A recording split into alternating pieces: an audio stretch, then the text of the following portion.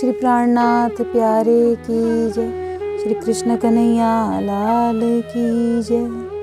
प्रणाम। हमने भागवत के विषय पर चर्चा की कि भागवत में 4 अक्षर से मिलकर के ही भागवत शब्द बनता है, जिसमें भा, ग, व और त, अर्थात भा से भक्ति और ग से ज्ञान। ये जो ज्ञान के लिए कहा जाता है कि ज्ञानी किसे कहा जाता है, और एक प्रश्न है कि ज्ञान उपदेश किसे करना चाहिए, ज्ञानी किसे कहा जाता है। सामान्यतः हम कहते हैं कि जो अध्ययन करे, गुरुओं की संगत करे, जिसने गुरुओं से ज्ञान प्राप्त किया हो, वास्तव में वही ज्ञानी कहलाता है। पर महामती श्री प्राणनाथ जी कहते हैं कि जो स्वयं की पहचान करे, अपनी जो पहचान करे, ज्ञानी वास्तव में वो होता है जो अपनी आत्मा की पहचान करे, और इस आत्मा का मालिक कौन है, जो इसकी पहचान करे, वास्तव में ज्ञानी वो कहलाता है। और दूसरा जो प्रश्न कि ज्ञान उपदेश जो है वो किसे करना चाहिए, तो भागवत में एक प्रसंग आता है कि ज्ञान उपदेश करना चाहिए तो पात्र को।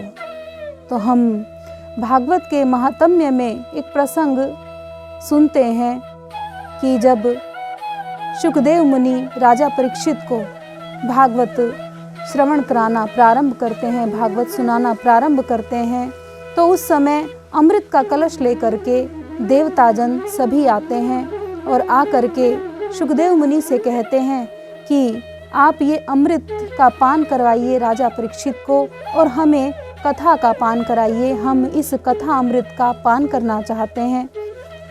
तो शुकदेव मुनि ने देवताओं से कहा कि आप पात्र नहीं हैं भागवत सुनने के। तो यहाँ पर एक प्रश्न उठता है कि भागवत में हम प्रारंभ से लेकर के और 9 स्कंद तक जितनी भी कथाएं सुनते हैं, उसमें तो स्वर्ग आदि का वर्णन आता है, देवी देवताओं के बारे में भी उसमें उल्लेख है। ऐसी कितनी कथाएं हैं जिसमें ब्रह्मा, विष्णु, महेश और सभी देवी देवताओं का हम नाम सुनते हैं भागवत की कथाओं में। तो किस कारण से शुकदेव मुनि कहते हैं देवताओं को कि आप अनाधिकारी हैं, आप पात्रता नहीं रखते कि आप भागवत को सुन सको। ऐसी भागवत में कौन सी चर्चा है, कौन सा ऐसा रहस्य छुपा है भागवत के अंदर, जिसके कारण से देवताओं को कहा गया कि आप भागवत को नहीं सुन सकते। हम भागवत तो कितनी बार सुनते हैं, पर इस बात पर कभी भी विचार नहीं करते। तो यहाँ पर हम विचार करें कि भागवत के अंदर 10म स्कंध जो कहा गया है, जिसे भागवत का प्राण कहा गया, भागवत के प्राण कहा जाता है। 10म स्कंद के अंदर 5 अध्यायी जो रास का वर्णन है, उसे भागवत का प्राण कहते हैं। उस 5 अध्यायी रास के अंदर जो लीला का वर्णन किया गया है, उसी के कारण से शुकदेव मुनि ने अनाधिकारी कहा देवताओं को कि तुम भागवत को सुन नहीं सकते। तो क्या राजा परीक्षित उस चर्चा को सुन पाए? हम कहते हैं ना कि भागवत से मोक्ष की प्राप्ति होती है, भागवत से मोक्ष की प्राप्ति नहीं होती। भागवत से मोक्ष का मार्ग हमें पता चलता है, पर मोक्ष की प्राप्ति भागवत से नहीं हो सकती। हम सुनते तो हैं कि भागवत के अंतिम में कहा जाता है कि राजा परीक्षित को मुक्ति मिल गई।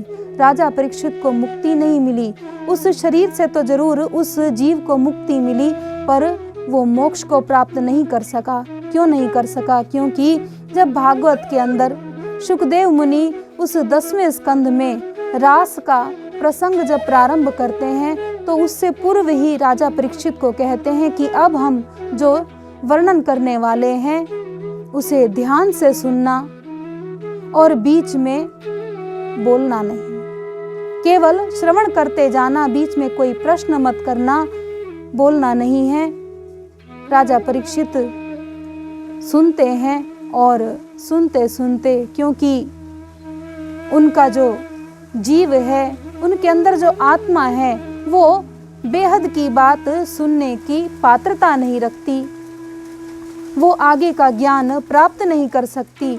इसीलिए बीच में ही राजा परीक्षित ने प्रश्न कर दिया, और जैसे ही प्रश्न किया तो शुकदेव मुनि, जो कि ध्यान में मग्न होकर के वर्णन कर रहे थे, ध्यान उनका भंग हुआ और कहने लगे कि हे राजन, तुम से हमने पहले ही कहा कि प्रश्न मत करना, तुमने प्रश्न करके तुम्हारी तो हानि हुई, साथ में हमारी भी हानि हुई। हमें जो वो आनंद मिल रहा था, हमें जो रस मिल रहा था, हम भी उससे वंचित रह गए। तुम राजा के राजा रह गए और मैं योगी का योगी ही बन के रह गया।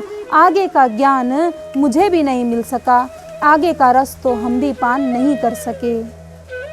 तो इससे हम क्या समझें कि भागवत के अंदर जो रास का वर्णन शुकदेव मुनि कर रहे हैं, इसका अर्थ यही है कि शुकदेव मुनि भी उस पूरे रास का जो रस है, रास का जो आनंद है, रास के अंदर जो प्रेम की पराकाष्ठा का जो वर्णन है, शुकदेव मुनि भी स्वयं नहीं कर सके।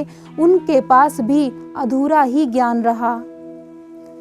इसका अर्थ ये हुआ कि जो हमने प्रारंभ में ही कहा कि ज्ञान उपदेश किसे करना चाहिए अथवा ज्ञान की पात्रता कौन रखता है, तो यहाँ पर हम देखें प्रारंभ से ही बात आई, ना तो उस ज्ञान को सुनने की पात्रता देवताओं में ही है, ना उस ज्ञान को राजा परीक्षित ही सुन सके, और अंत में हमने सुना है कि स्वयं शुकदेव मुनि भी उस ज्ञान को, वो गूढ़ ज्ञान जो भागवत के अंदर, रास के अंदर जो कहा गया, उसे नहीं प्राप्त कर सके। शुकदेव मुनि भी ऐसा वो भागवत का जो कहा जाता है पंच अध्यायी रास, भागवत के प्राण, उसे शुकदेव मुनि भी स्वयं प्राप्त नहीं कर सके। तो ये जो ज्ञान है, हमें पहचानना हो, हमें जानना होगा कि वास्तव में ऐसी पात्रता कौन रखते हैं जो भागवत के अंदर ये छुपे हुए रहस्य हैं, इनको वो जान सकते हैं।